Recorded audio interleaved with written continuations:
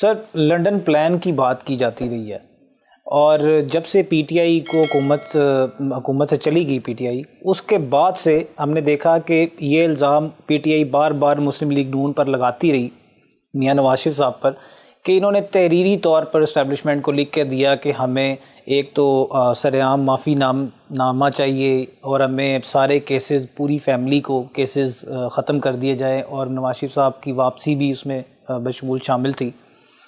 تو سر آپ کیا سمجھتے ہیں، یہ لنڈن پلان واقعی ایک حقیقت تھی، اور حقیقت تھی تو یہ کہاں تک اس کی ایگزیکیوشن ہو چکی ہے؟ نہیں، میرا نہیں خیال کہ کوئی پلان شلان بنا ہے، میرا نہیں خیال، یہ ایسے ہی ہے، پروپیگنڈا ہے۔ لیکن یہ درست ہے کہ کوئی نہ کوئی معاملات تو ظاہر ہے طے ہوئے ہیں، اور وہ طے اس لیے ہو گئے کہ جب عمران خان سے لڑائی ہو گئی اسٹیبلشمنٹ کی، اور جنرل باجوہ کے زمانے میں ہو گئی، تو ظاہر ہے ہمارے ہاں اسٹیبلشمنٹ کا بھی یہ طریقہ ہے اور سیاسی پارٹیوں کا بھی یہ طریقہ ہے۔ اس کو ہم لاکھ برا کہیں، لیکن حقیقت یہ ہے کہ بھئی جب ایک پارٹی سے ناراض ہوتے ہیں تو اس کے مخالف سے اسٹیبلشمنٹ کی بن جاتی ہے۔ وہ سیاسی جماعت بھی انتظار میں ہوتی ہے۔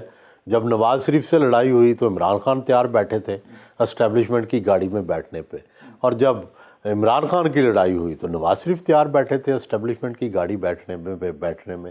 تو ایسے ہی ہوا ہے۔ تو دونوں فریق جب راضی تو کیا کرے گا قاضی؟ لیکن سر آپ یہ بات وثوق کے ساتھ کہہ سکتے ہیں کہ یہ کوئی ڈیل نہیں ہوئی؟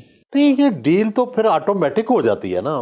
میری اور آپ کی جو لڑائی ہو گئی، اور یہ جو ہمارے سامنے کیمرہ مین ہے، تو ان کو کرسیاں خالی نظر آ رہی ہیں، تو انہوں نے کرسیوں پہ تو بیٹھنا ہی بیٹھنا ہے۔ یہ آٹومیٹک ڈیل ہے۔ بالکل سر۔ سر نیشنل سیکیورٹی کے نام پر ملک کی اندرونی اور بیرونی سیکیورٹی ویسے ہی مقتدرہ کے پاس رہی ہے، فارن پالیسی پر ویسے ہی انہوں نے آج تک کسی کی مداخلت پسند نہیں کی، اور جس نے کی ہے وہ اس کا انجام آپ بخوبی جانتے ہیں۔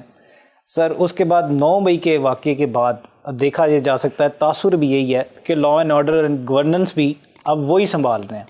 ایس آئی ایف سی بن چکی ہے سر، اس کے بعد